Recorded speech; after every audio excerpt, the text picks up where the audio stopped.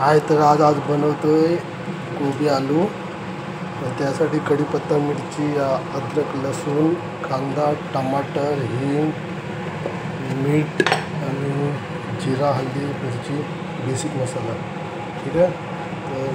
तर पहिला टाकतो जिरा,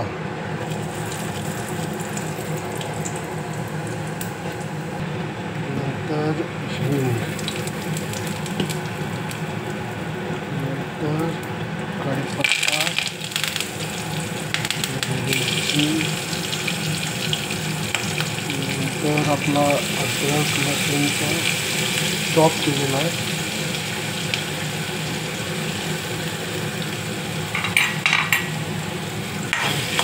थोडासा 2-3 सेकंड त्याला घेऊन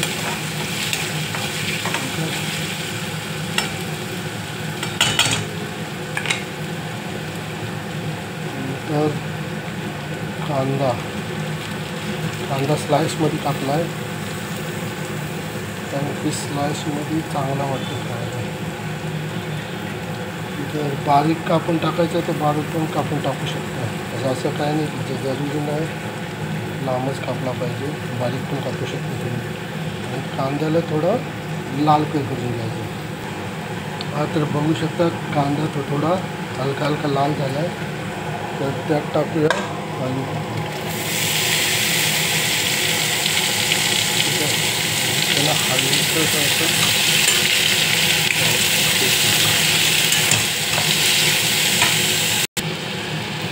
आता ते झालं मिक्सून. आता थोडी हळदी टाकूया,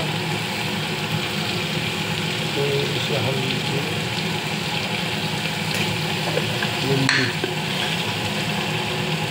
मीठ थोडं टाका, नंतर परत टेस्ट करून तुम्ही टाकू शकता.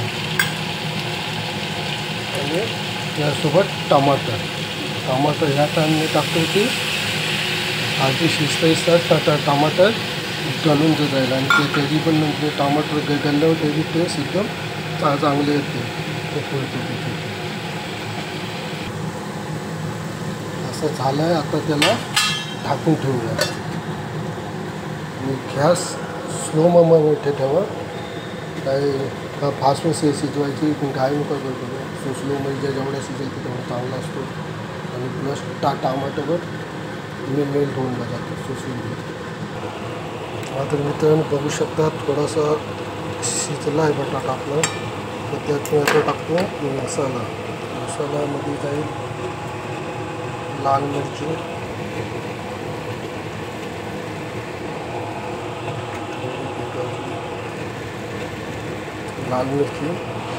धना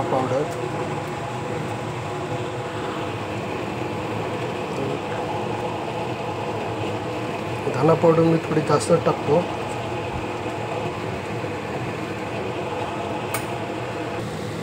ये आहे थोडा किचन किंग, थोडासा किचन किंग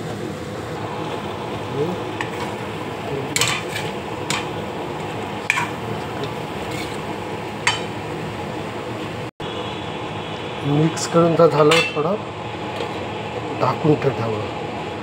थोडा 3-4 मिनिट मसाला शिजेपर्यंत जे आता टाकला आहे तो 3-4 मिनिट ढाकून ठेवा. आता बघू शकता फायनली सब्जी रेडी आहे. त्यात आता वरनं टाकूया कोथिंबीर टाकली. फायनली सब्जी रेडी आहे. तर मित्रांनो चला आजसाठी एवढाच. परत नेक्स्ट व्हिडिओमध्ये भेटू. बाय मित्रांनो.